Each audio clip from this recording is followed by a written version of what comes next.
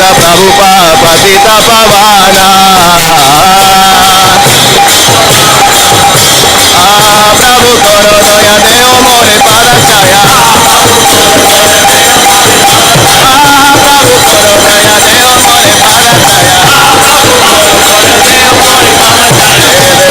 Sukri Bhuvana Jaya Prabhupada, Prabhupada, Prabhupada, Jaya Prabhupada. Jaya Prabhupada, Prabhupada.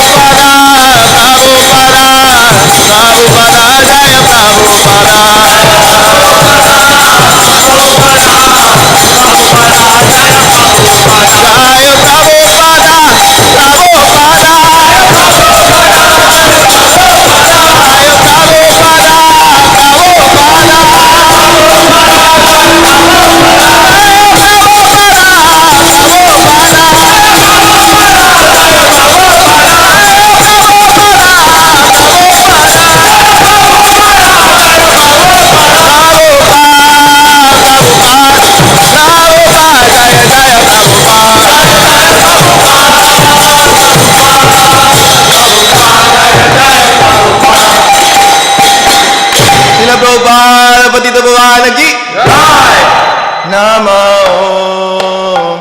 Vishnupadaya Krishna Prestaya Bhutale Srimad Bhakti Vedanta Swami Iti Namine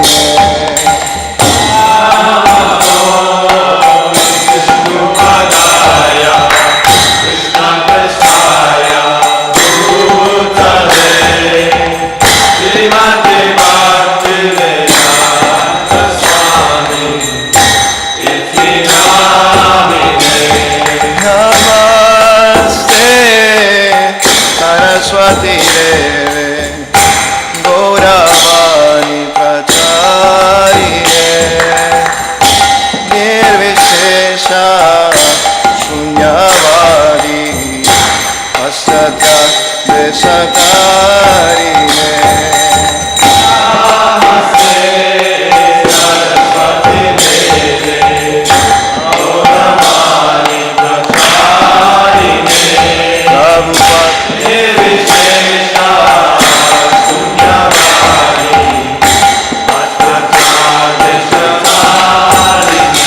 Jaya Shri Krishna Chaitanya Prabhu Nityananda Shri Advaita Gadadhara Shri Vasavi Gaura Bhaktavinda Jaya Shri Krishna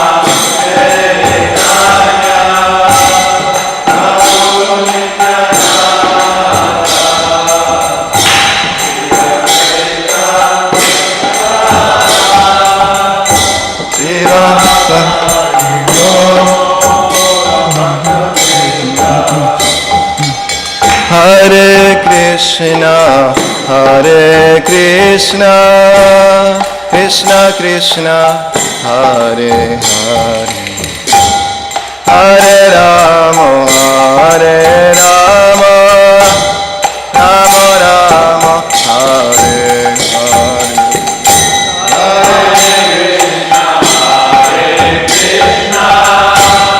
Krishna Krishna, Hare Rama, Hare Rama, Rama Rama, Hare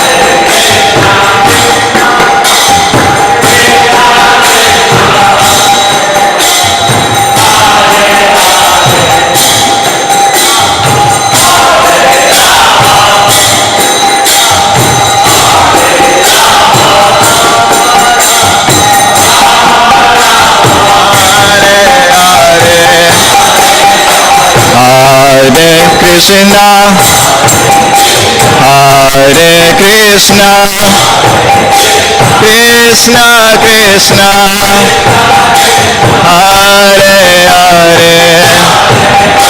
Hare Rama, Hare Rama, Rama Rama, Hare Hare, Hare Krishna, Hare Krishna, Krishna Krishna, Hare Hare, Hare Rama, Hare Rama, Rama Rama, Hare Hare, Hare Krishna, Hare Krishna, Krishna Krishna, Hare Hare, Hare Rama, Hare Rama,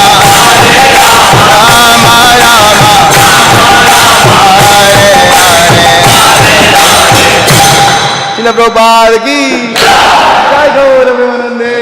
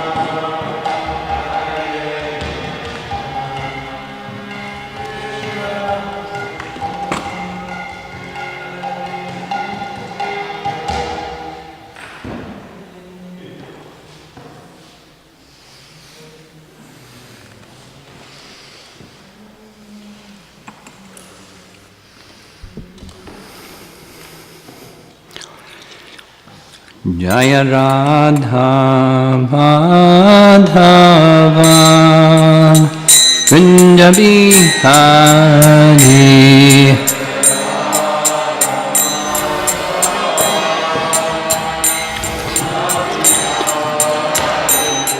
Jaya Radha Madhava Kunja Bihari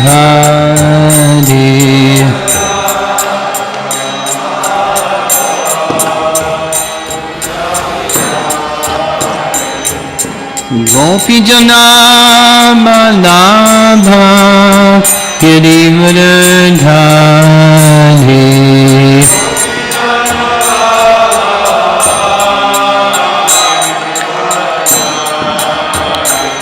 Gopi Jana Balabha Girivardhari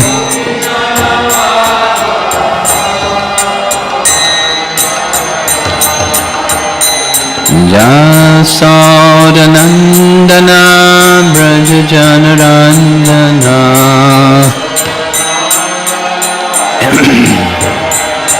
Jasodanandana Brajajanarandana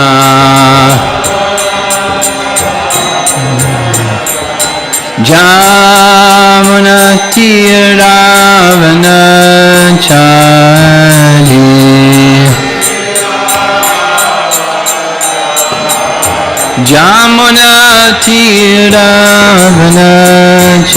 Jamunatiravanachari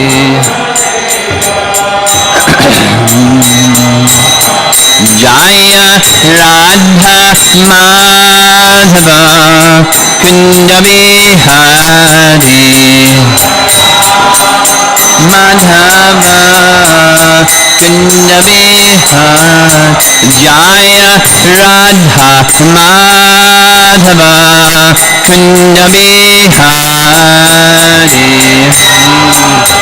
Madhava Kunja Bihari Gopi Jana Balabha Girivardhari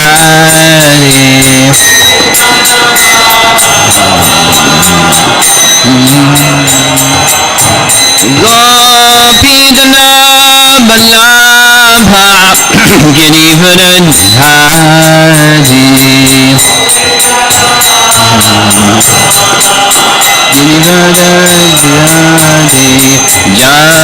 Jasodanandana Brajajanarandana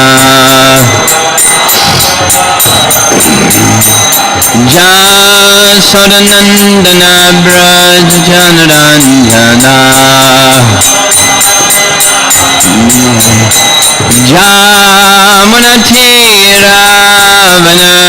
Jamunatiravanachari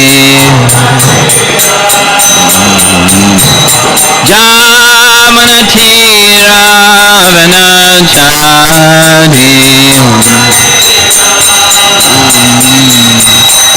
Jaya Radha Madhava Kunja Bihari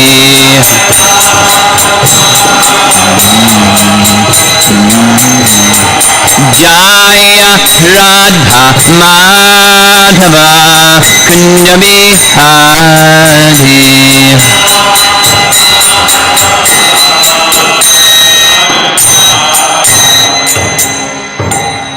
Jaya Vishnupad Paramahamsa Hari Vajracharya Vedanta Swami Srila Prabhupada ki Ananta Koti Vaishnavrinda ki Grantaraj Srimad Bhagwatam ki Sambhira Bhakta Vrinda ki Dinitai Gaur Premanandi. All glories to the assembled devotees, glories to Sri Guru and Sri Gauranga.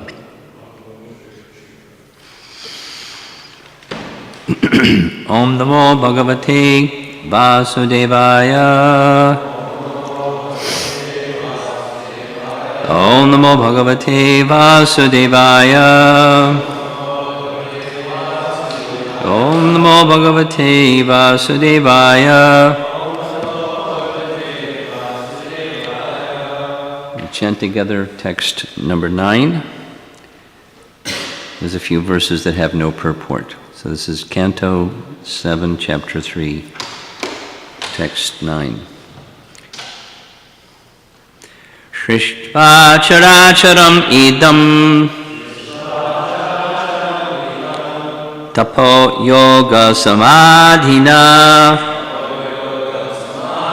adhyaste sarvadishnyebyah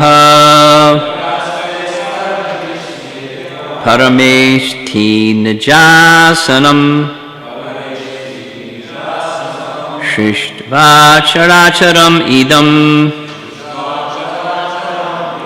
tapo yoga samadhina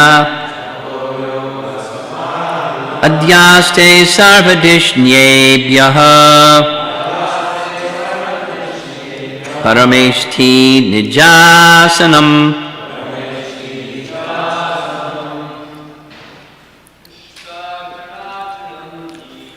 Shrishtvā characharam idam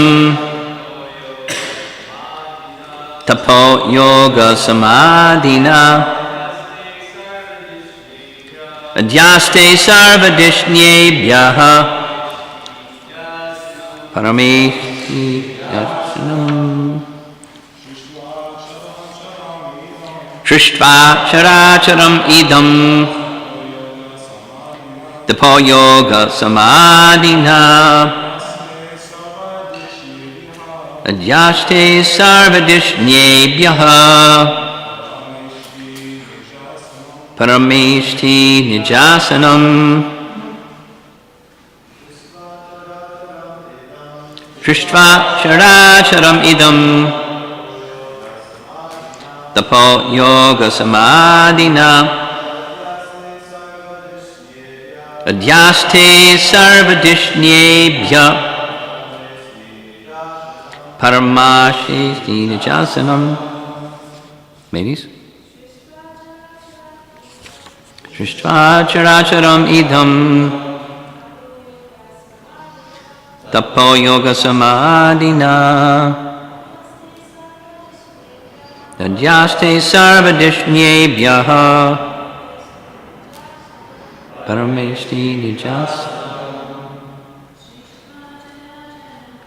Shrishtvā characharam idam tapo yoga samadhina adhyaste sarvadishnyebyah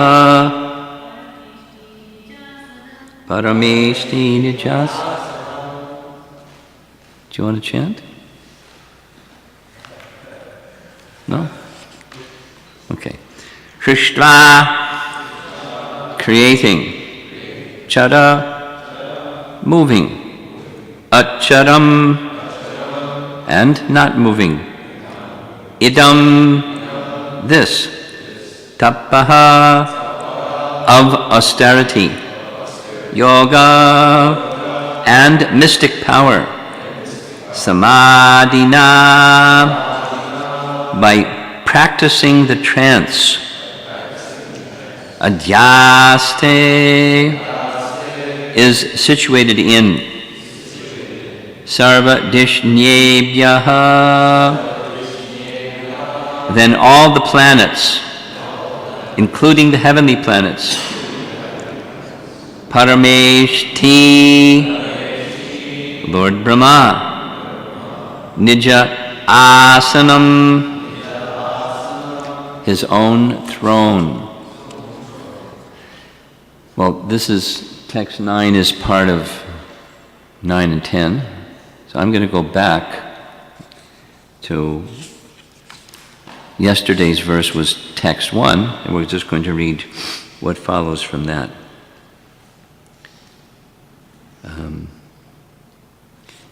Text 1 says that Hiranyakashipu wanted to gain all yogic perfections, to be deathless, and to be the only king of the entire universe. He's not a small-time guy. Text number 2.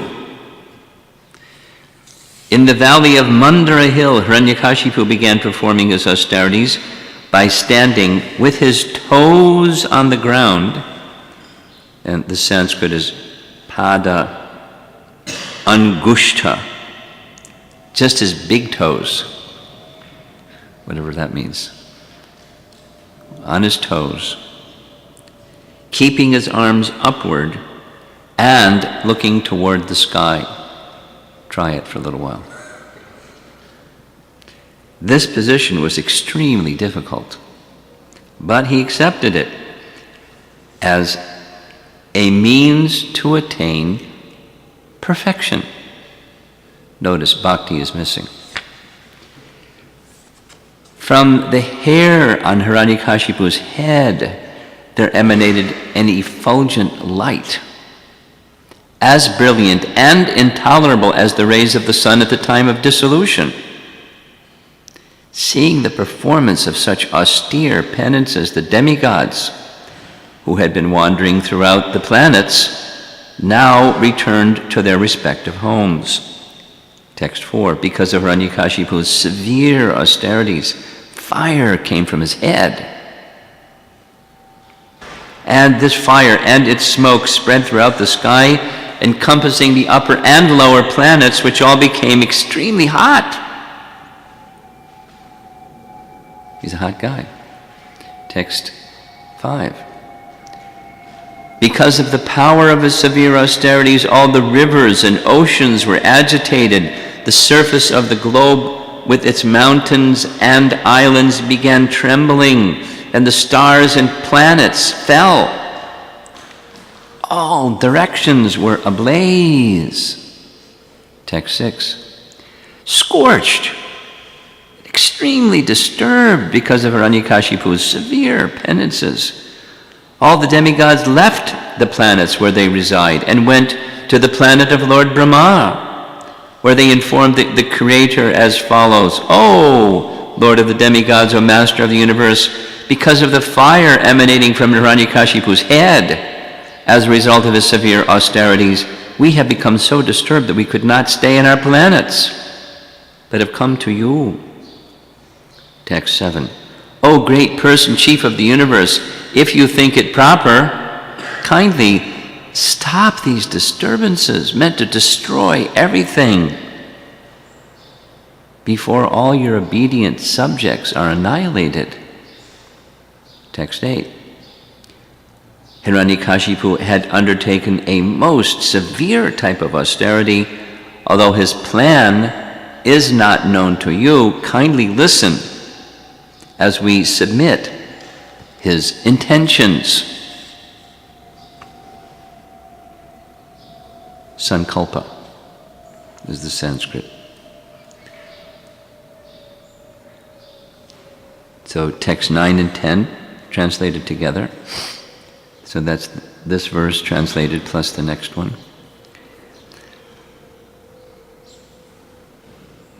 This is his intention. Quote, "The Supreme Person within this universe, Lord Brahma, has gotten his exalted post by dint of severe austerities, mystic power, and trance. Consequently, after creating the universe, he has become the most worshipable demigod within it. Since I am eternal," he's got transcendental knowledge down. He already demonstrated that previously. "And time is eternal. I shall endeavor for such austerity, mystic power, and trance for many, many births, and thus I shall occupy the same post occupied by Lord Brahma." Purport. Hiranyakashipu's determination, again in the Sanskrit, the previous verse, sankalpa is intention, it's also in determination, sankalpa. Hiranyakashipu's determination was to occupy the post of Lord Brahma. But this was impossible because Brahma had a long duration of life, as confirmed in Bhagavad Gita 8:17. Sahasra Yoga Paryantam aharyad brahmano viduhu. 1,000 yugas equals 1 day of Brahma. The duration of Brahma's life is extremely great, and consequently it was impossible for Hiranyakashipu to occupy that post. Nonetheless, his decision was that since the self, Atma, and time, Kala, are both eternal, if he could not occupy that post in one lifetime, he would continue to execute austerities life after life, so that sometime he would be able to do so. So the presentation by the demigods to Lord Brahma is his intention. I want to therefore read text 11 because it continues his intention. So Hiranyakashipu was thinking, text 11, by dint of my severe austerities, I shall reverse the results of pious and impious activities. Think what that means. I shall overturn all the established practices within the world. Even Dhruvaloka, which will be vanquished, even Dhruvaloka will be vanquished at the end of the millennium. Because Dhruvaloka is a spiritual planet. He's going to dissolve a spiritual planet. He's really puffed up, this guy. Therefore, what is the use of it? I shall prefer to remain in the position of Brahma, unquote. So, Prabhupada's purport. Hiranyakashipu's demoniac determination was explained to Lord Brahma by the demigods, who informed him that Hiranyakashipu wanted to overturn all the established principles.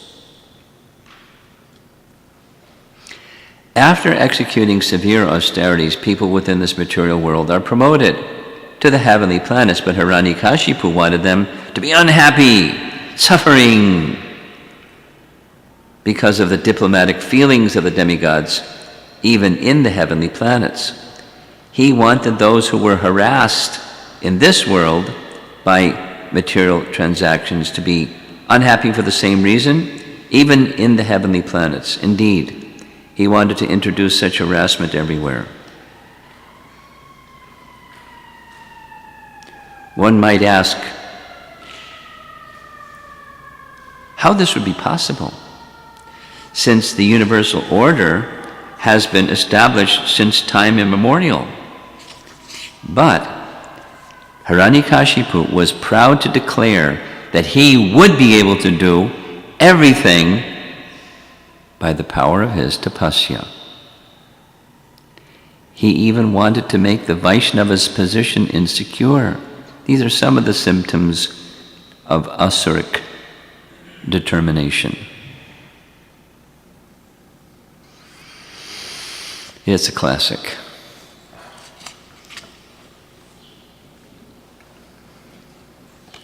So,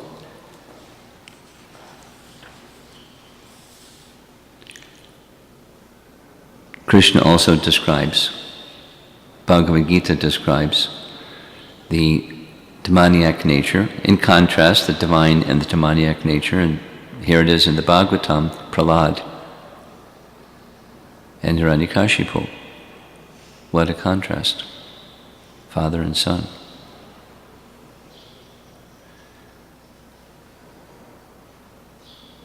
So if you remember from the previous chapter, this is chapter 3, chapter 2, Hiranyakashipu has transcendental knowledge. And he has understanding of the feature of time. But he doesn't understand the connection of the soul with the Supreme, or the connection of time with the Supreme. It's basically up for grabs. Material nature, even as far as he's concerned, spiritual nature, even time.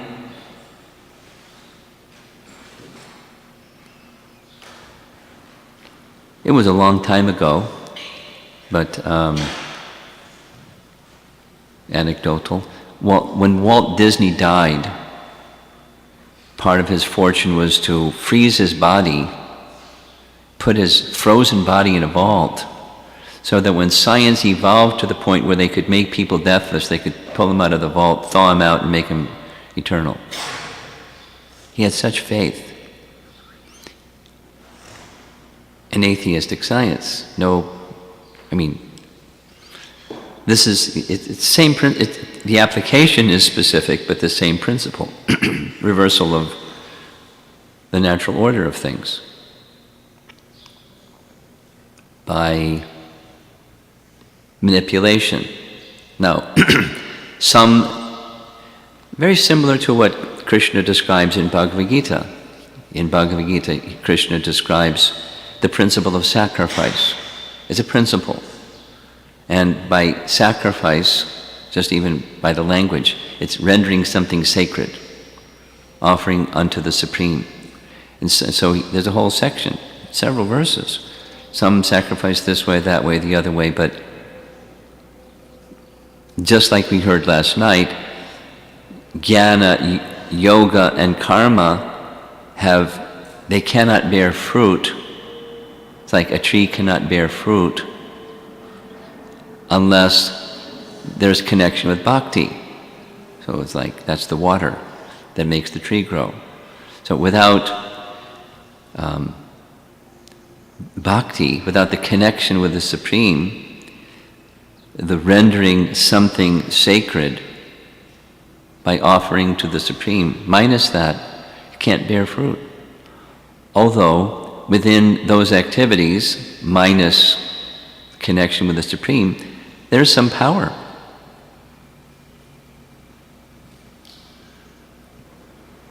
There's power within knowledge, specifically, transcendental knowledge.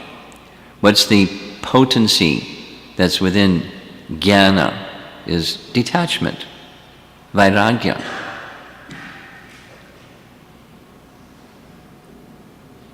Jnana vairagya. But that vairagya, without some touch of bhakti, cannot deliver one to sayuja. The idea of impersonalism becoming one with the Supreme is notional only. There must be, according to our teachings, there must be some connection with bhakti, some. Without that some connection, it can't bear fruit. They're not independent, they're dependent. Whereas bhakti is replete with spiritual potencies. The spiritual potency to dissolve the soul's connection with matter. What's the soul's connection with matter? False ego. We don't belong to this material world, but we think we do. Paropi manyate anartam. Although we're transcendental, paro api, although we're transcendental, we think we're a product of material nature. Exactly what Krishna says in Bhagavad Gita in this divine and demoniac nature, chapter 16. That's what's the cause of life? Sex life produces life, and then we have life. You don't need God in the picture, you just need sex life and produce life. Chemicals combine and boom, you got life. You don't need God in the picture.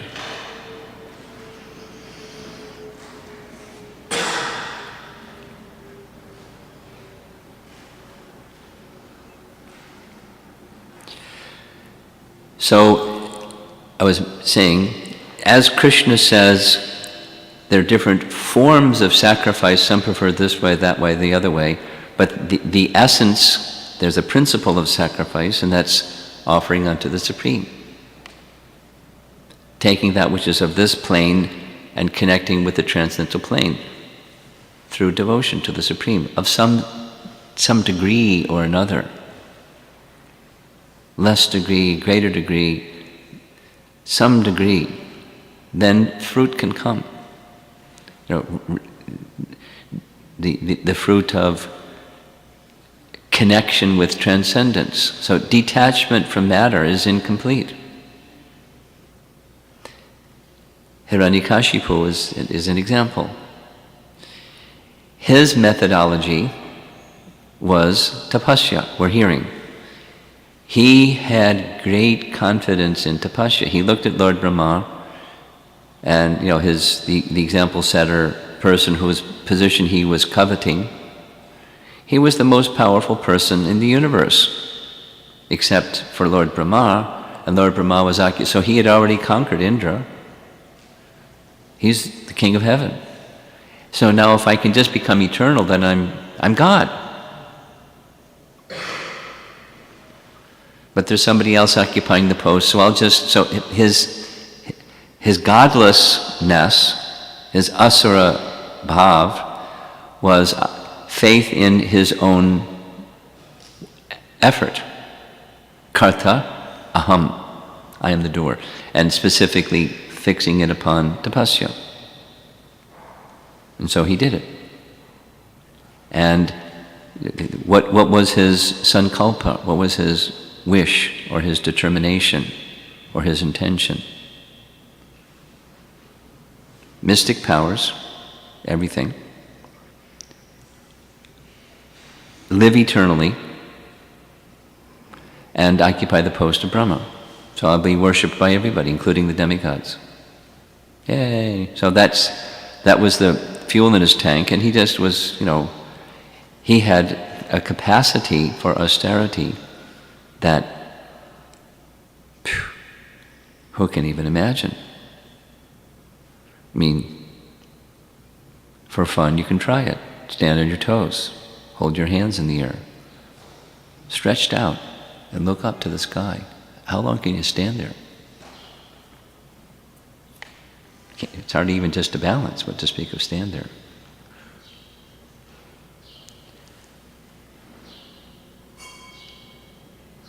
And so what was in his mind while his body was doing that? His sankalpa. I want eternal life. I want all mystic powers. So what are mystic powers? Prabhupada discusses that in his writings. They're just subtle manipulations of matter. Let's take, anima. You become light, very light. You can fly in the sky, like the classic notion of a yogi that can fly on his magic carpet, right? Like, when we were kids, a yogi can fly in a carpet. So scientists want to do this, Prabhupada's statement, they want to do the same thing, get in an airplane and fly in the sky. So one is by machine, and the other is by mantra, so yantra and mantra. But it's, an aspiration for manipulation of the laws of matter such that I can do something wonderful that seems to defy the natural order of things. And then just continue with each of the mystic powers and to live eternally. So there's an obvious glitch in the transcendental knowledge that I'm eternal and time is eternal, and so since the soul is eternal and time is eternal, I want to become eternal.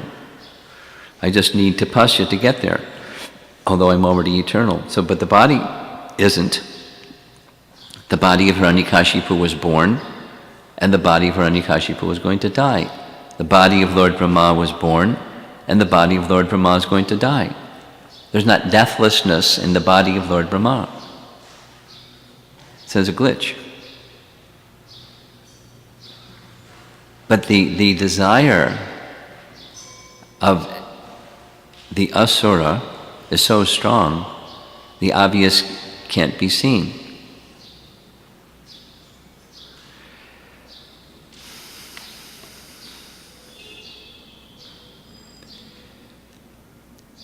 I've been listening a little bit to Radhika Raman's description of Jiva Goswami Sandarbhas. He was recently here. You had his association. He was speaking on a certain subject matter while he was here. But he's particularly familiar with the Sandarbhas. And in Tattva Sandarbha, there's a section where it's done in further detail in Paramatma Sandarbha, but even in Tattva Sandarbha, the fallacy of impersonalism. It's very similar to this, very similar. They're the glitch as terminology. Now, how can the soul become God or be one with God in an absolute sense? He's arguing in favor of, Jiva Goswami argues in favor of Achintya Beda Abeda Tattva. And to think there's only a Beda, there's only the oneness of the living entity with Brahman, because there are Vedic statements that say Aham Brahmasmi, etc., Tattvamasi, etc. The famous aphorisms that Shankaracharya would hold up and say, see, this is what the Shruti says, we're God. And then stitch this and that and the other thing together in an interesting quilt, and you get, we're God. But then there are certainly other statements that say the soul and the living entity are different. Mamivangsa Jiva Loke Jiva Bhuta Sanatana, and so many others. The oneness and difference philosophy of Chaitanya Mahaprabhu must be accepted. So he goes through the fallacy of logic without, it's a long description, so I'm not going to do it just now. I'll do it during the Tattva Sandarbha seminar. But it's irrational. So I'll come back to Hiranyakashipu. It's irrational. He understands the eternality, specifically. He understands the eternality of the soul. He understands the eternality of time. And then, therefore, through tapasya, the body will also become eternal. That which is temporary will become eternal. I want to reverse the laws of nature. And I can do it. I have faith in the power of tapasya with no connection with the Supreme or the purpose of offering unto the Supreme my tapasya. It's fundamentally irrational. And it's born of the demoniac spirit. I want to read from chapter 16, because we're speaking about the demoniac spirit in the purport.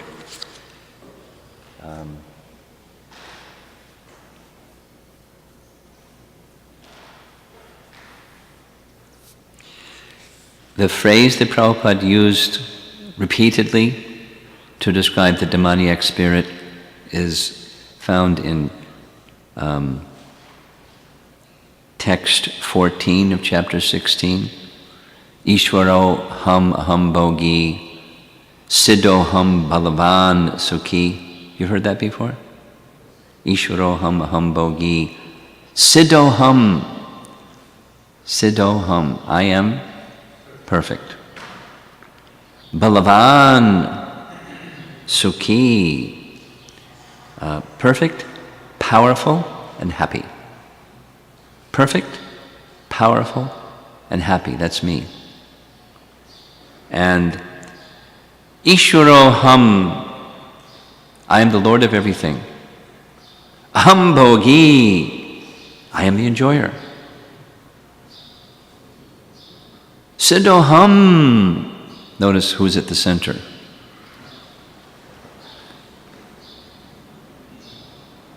I'm perfect. And Balavan, powerful and happy.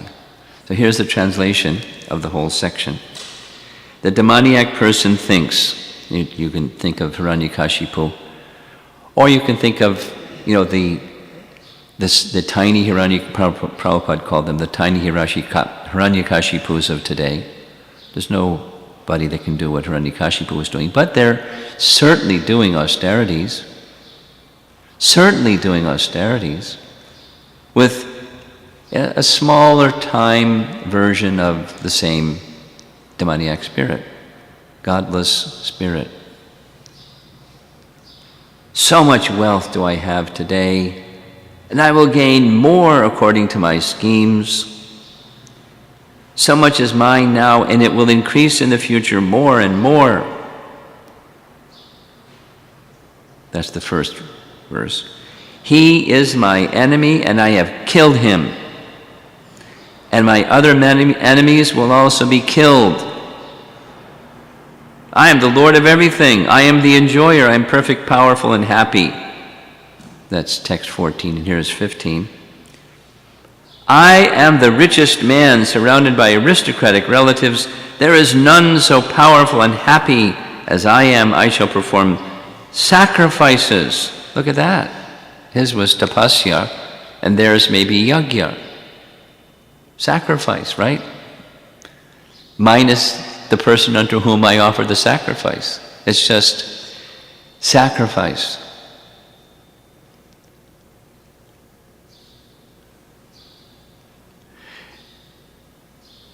When, here's two anecdotes. One is, I think I can say it. Professor Dimmock. You know Professor Dimmock. He was a Sanskrit scholar at University of Chicago once upon a time. And he made a interesting, sometimes controversial support of Prabhupada's Bhagavad Gita, kind of like in a letter of appreciation, without some detail. So one of his students, Professor Dimmock's students, had studied at the University of Chicago, was living in Connecticut, and one of our ISKCON devotees who lived in Connecticut was invited to give a presentation on Krishna consciousness, introduction to Krishna consciousness at a university. And it was an evening course. He was a working fellow. So it was an evening course, kind of like an anthropology class or something, the world religion class or something. So he narrated this to me. So he put the Maha Mantra on the board and explained, Krishna consciousness. And there was a person at the end who came forward. He didn't ask a question, but at the end, he came and marked the diacritics underneath Krishna. And so this devotee said, "Oh, you know Sanskrit?" He said, "Yes." "And you have misled the audience the whole evening." He said, "Well, can you explain?" He said, "The Vedas teach sacrifice, and you made no mention of sacrifice." And this devotee went on to explain the whole process of bhakti itself is sacrifice. It's the principle of surrendering oneself, body, mind, and words, and soul unto the service of the Supreme. And the fellow said, "No. Sacrifice." Well, then this devotee said, "Well, sacrifice unto whom?" Answer, "Not unto whom. Sacrifice." Got it? Not unto whom.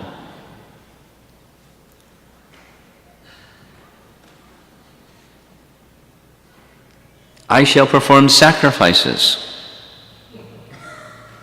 Unto whom? Not unto whom.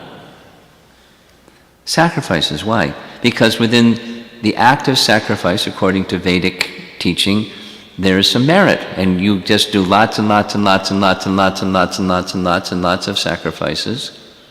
Not unto whom, just sacrifices, and you'll achieve the topmost position possible. So there's faith in the Vedic system that's atheistic. You got it.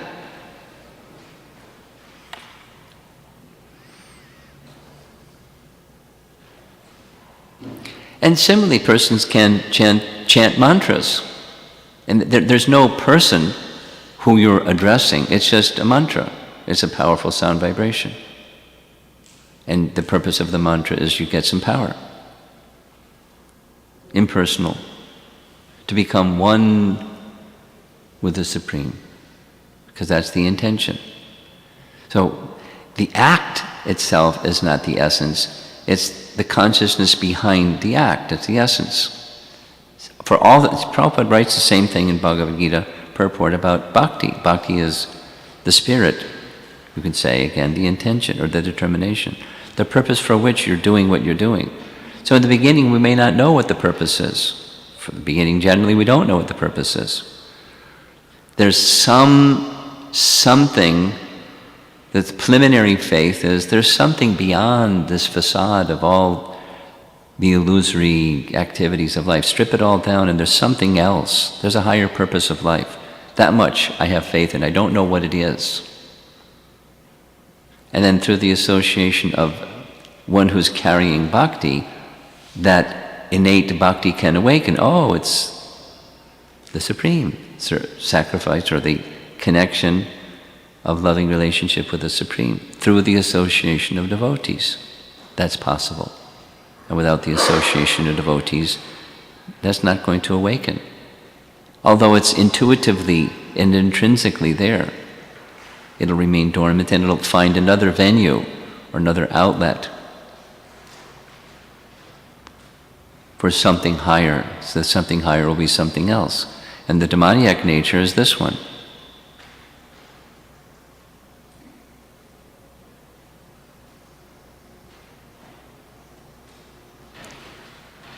There is none so powerful and happy as I am. I shall perform sacrifices. I shall give some charity. And thus I shall rejoice, unquote. In this way, such persons are deluded by ignorance.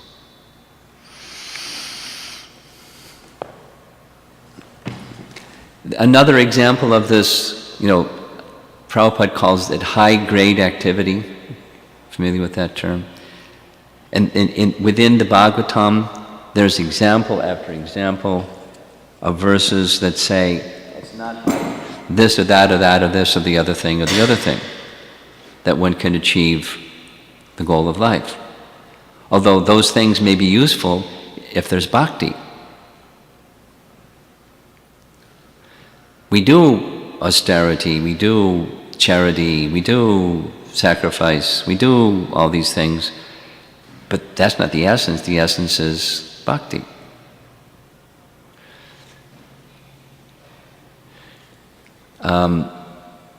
So another example is Prabhupada's discussion with Professor Durkheim.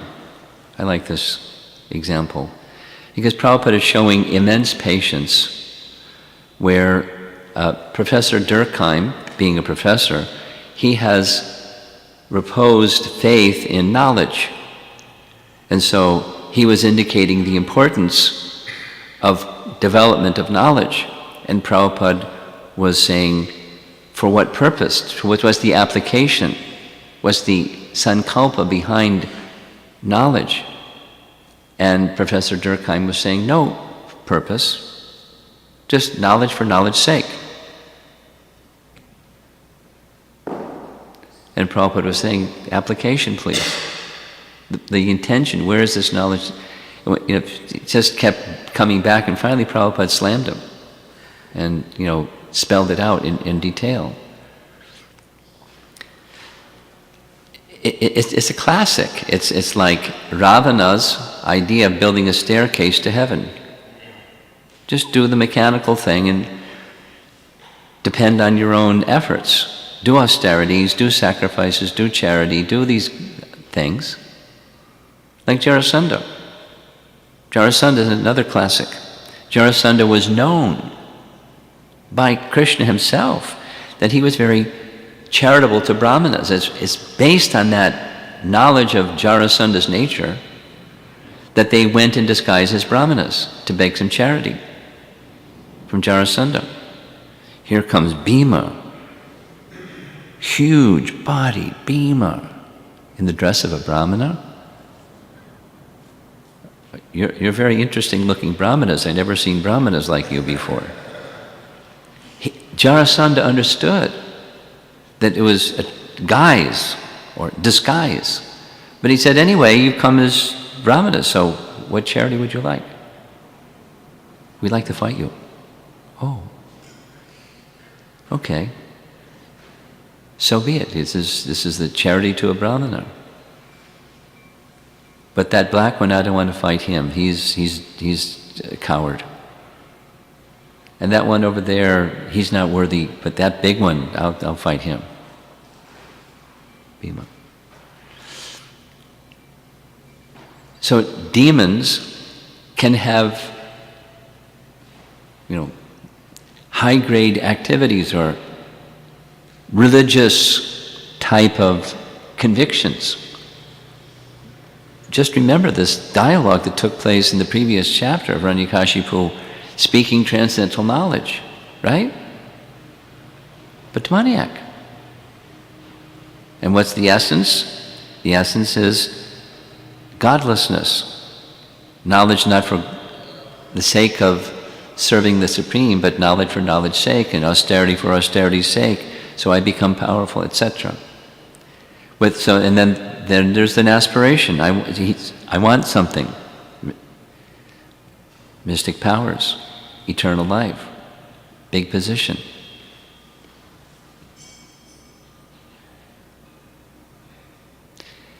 And the demigods were powerless to stop him. He became fire and smoke and mountains trembling. Big time austerity. So persons can't do that like Hiranyakashipu did that. So they're small Hiranyakashipus.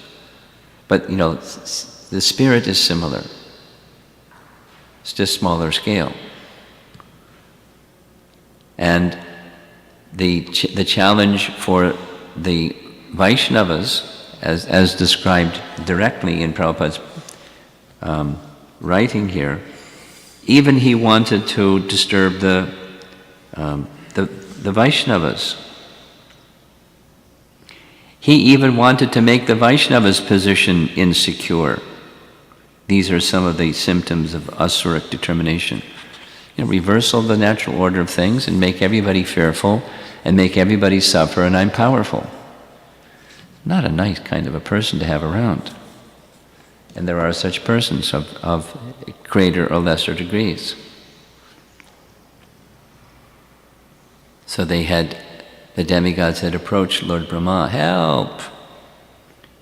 If you feel it's appropriate, please stop this disturbance somehow.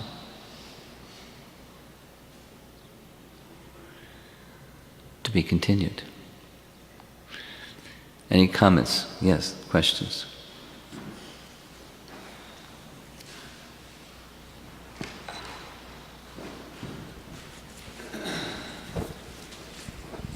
Thank you, Maharaj.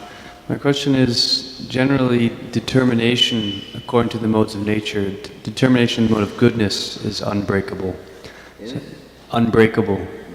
So I'm curious, sometimes we hear about great demons who seem to have very strong determination, but we couldn't say really that they're in the mode of goodness. They're not worshipping, their behavior, their consciousness is not in the mode of goodness, but they seem to develop very strong determination. Yeah, you bet. Is that a contradiction? No.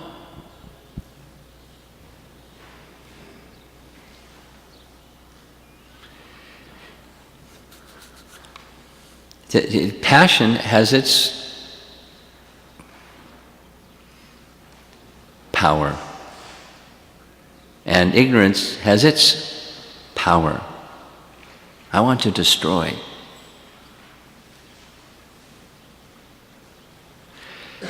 But uniquely, to overcome those lower modes of nature, which are strong and have their power, it's very strong and unique kind of, quality of determination. That's my understanding of what that means. To maintain oneself in the mode of goodness ain't easy, because the lower modes of nature are very active. Look at, the behaviors of some of the demigods and the Gandharvas and this and that, the upper planetary systems. Maintaining the quality of goodness takes strong determination. And, and sense of purpose. So determination, Prabhupada uses sankalpa, he has translated interchangeably determination and purpose or intention.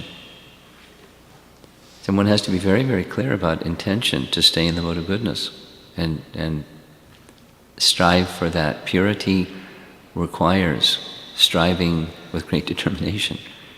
So why would like this discussion yesterday evening, the Mataji was asking about, bhakti doesn't depend on purity, so why should we strive for purity? It gives a sustained atmosphere or incubation chamber for bhakti. It's pleasing to Krishna, so we want it. It assists our devotion, so we want it. We accept it because we want it. We want that devotion to Krishna. So it takes great determination. But to be a powerful materialist takes a lot of determination too, different kind. It's inspired by a different carrot, the carrot of fruitive activity. Or, I want to destroy.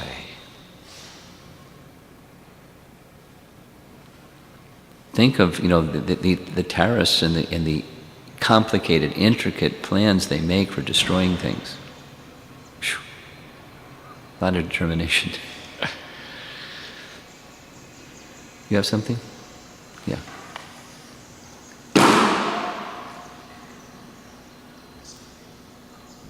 Hare Krishna Maharaj, thank you for a wonderful class. Maybe you could speak about a few of the points discussed, including today and from yesterday, your class. So Hiranyakashipu, his demoniac mentality, or anyone's mentality, is I'm superior. Hiranyakashipu had a demoniac mentality. Yeah. Namely, I'm superior and everyone else is inferior. I'm superior, everyone else is inferior. Yeah. I'm repeating back because I'm practically deaf, so sorry. Just want to make sure I've got what your words are. Mm-hmm. So on a more lighter note, related to your class yesterday, you were making some really points I kind of try to keep in mind all the time is that...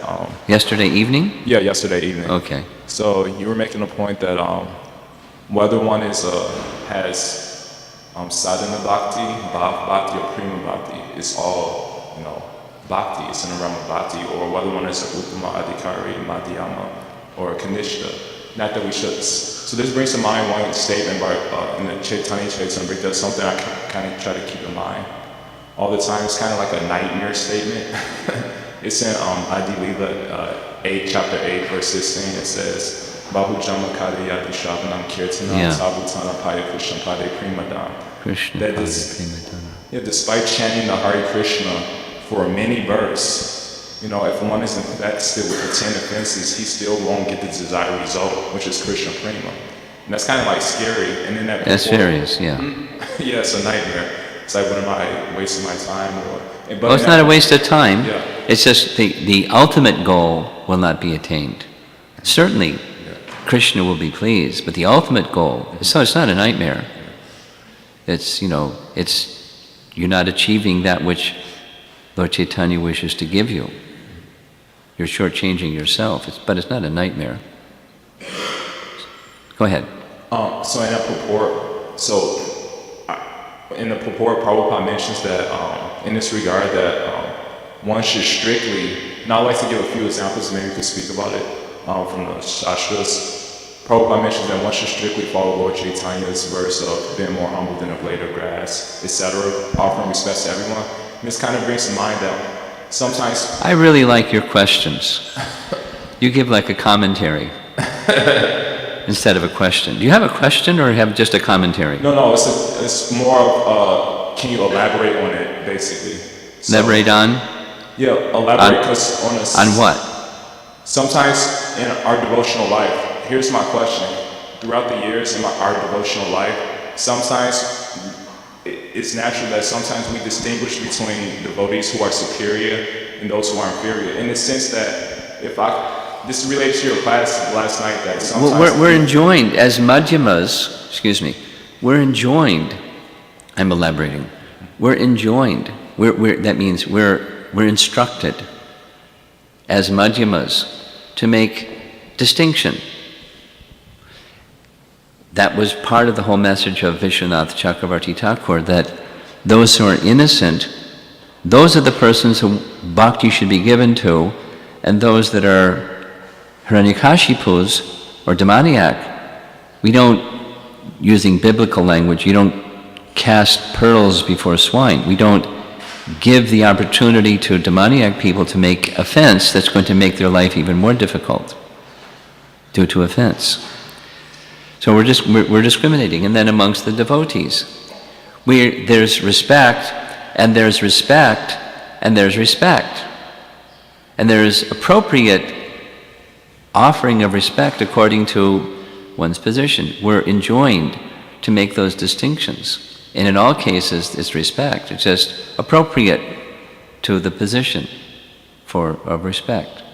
And so it's not a material kind of discrimination. It's a spiritual, what is the etiquette for me in this situation, that situation, and another situation? How should I carry myself? How should I speak? How should I behave? It's right in Nectar of Instruction of Rupa Goswami saying for this and that and that. They're different behaviors. So how do you know what different position is? If you're Madhyama, you'll know. If you're Uttama, you'll see everyone as a devotee, and if you're Kanishta, you won't know either. So it's in the stage of devotion where we are, we're encouraged or instructed or enjoined to, it's not like you hook somebody up to a bhakti meter and say, okay, you're at 9, and so I'll behave this way. But, there are symptoms, and there are also cultural considerations. Elderly people, children, those in the renounced order of life, brahmanas. So there's ways in which, regardless of the person, just like, here's an example, one example. 1974, 1975, in Mayapur. When we were in Mayapur having our Mayapur festival, there was a Mayavadi sannyasi that came to Mayapur. And so the devotees asked Prabhupada, what is the etiquette? How should we behave when the sannyasi, Mayavadi sannyasi walks by? Prabhupada said 2 things. You pay your obeisances because he's a sannyasi. And don't mingle with that sannyasi because he's a Mayavadi. So we should recognize positions, be respectful in appropriate ways, and then, ultimately everything is offered to Krishna according to the guidance we have from the scriptures and our acharyas. We may not be so good at it, but we're, to cultivate that understanding and that appropriate offering of respect for the pleasure of Krishna. Okay? Something else? You have something? No? Just tapping? Okay. Anyone else? Okay. Srila Prabhupada ki?